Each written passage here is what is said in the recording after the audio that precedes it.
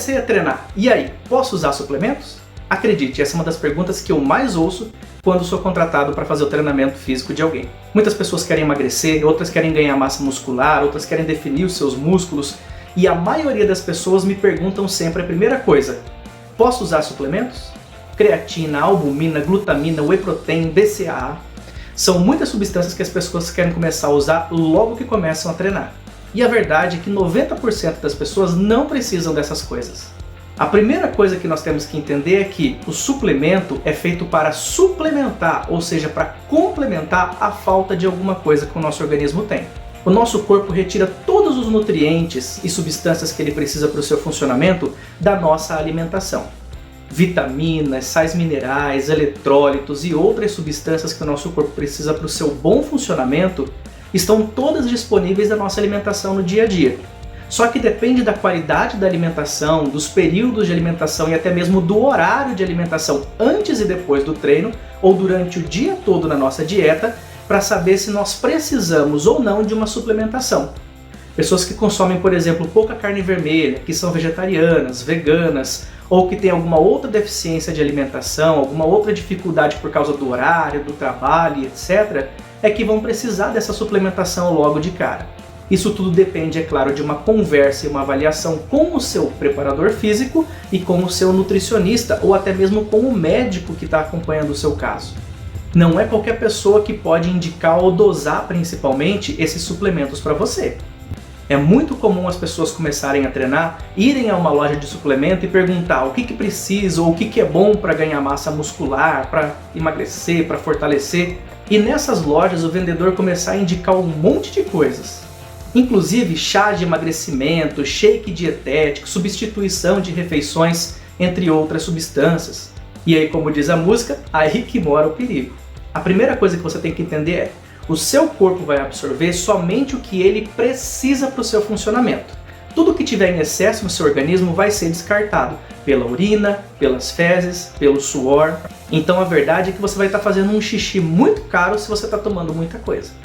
Se você come muitas frutas e verduras, por exemplo, você não precisa fazer a suplementação de vitaminas. Se você consegue se alimentar bem durante o dia, você não precisa fazer a suplementação de glutamina, de proteína ou de qualquer outra coisa. E é claro, uma boa refeição nunca vai poder ser substituída por um shake, por um coquetel ou por qualquer outra coisa que for indicada para você. Pense bem, os alimentos, além de matar a nossa fome, também fornecem toda a energia que nós precisamos. Agora, se por algum motivo a pessoa não pode ou não consegue absorver certas substâncias, sais minerais, vitaminas e outras coisas através da alimentação por algum motivo, aí é que entra o papel da suplementação. Por exemplo, dependendo do horário que você for treinar, talvez seja difícil de você se alimentar antes ou depois do treino para fazer a reposição de carboidratos e de proteínas. Então pode ser necessário, antes do treino, você fazer uma alimentação adequada ou uma suplementação para você fazer a preparação pré-treino, para maior rendimento do seu treinamento. E dependendo do horário também, talvez depois do treino você não consiga se alimentar. Então aí é depois do treino, no pós-treino, que você precisa dessa suplementação. Entendeu? Tudo depende dos seus horários e da sua rotina diária. Alguns suplementos são benéficos principalmente para certas idades, com estudos científicos indicando usos específicos em determinadas faixas etárias ou em determinados casos de tipos de treinamento ou objetivos a serem alcançados. Outras substâncias usadas na suplementação não mostram valor algum nos estudos e acabam, na verdade, sendo somente usadas para o lucro dessas empresas que vendem esses suplementos para você. Como eu disse, se aquela substância não é necessária no seu organismo e você já absorve tudo aquilo com a sua alimentação, você só vai fazer um xixi ou um suor muito caro.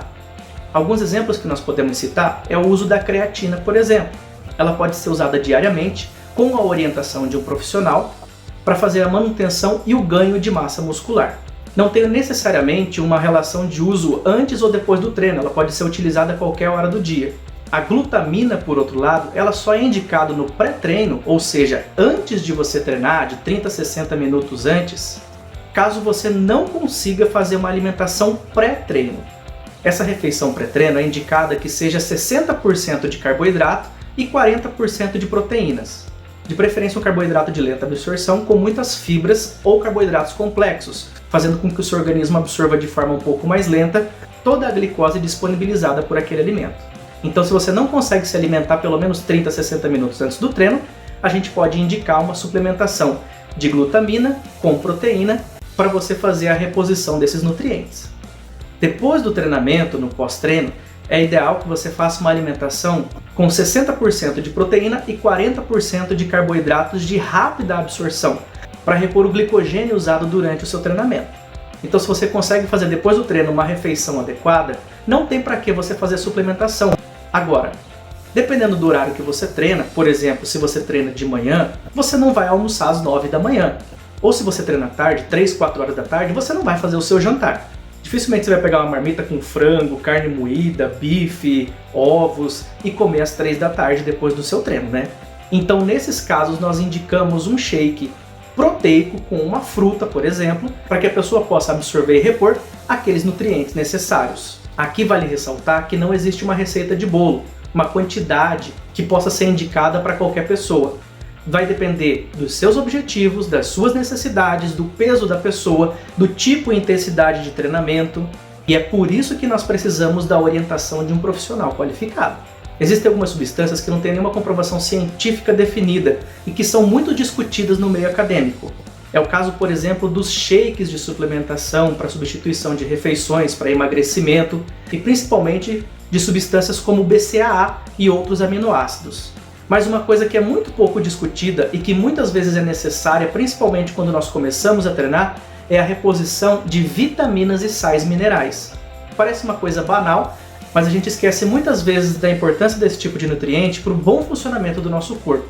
E aí a gente fala de vitamina D, vitamina C, vitamina K2, zinco, ferro, cálcio, selênio e tantas outras coisas. Muita gente, quando começa um ciclo de treinamento físico, sente muita fadiga muscular durante o dia, uma espécie de cansaço durante o dia e muitas câimbras, principalmente no período da noite.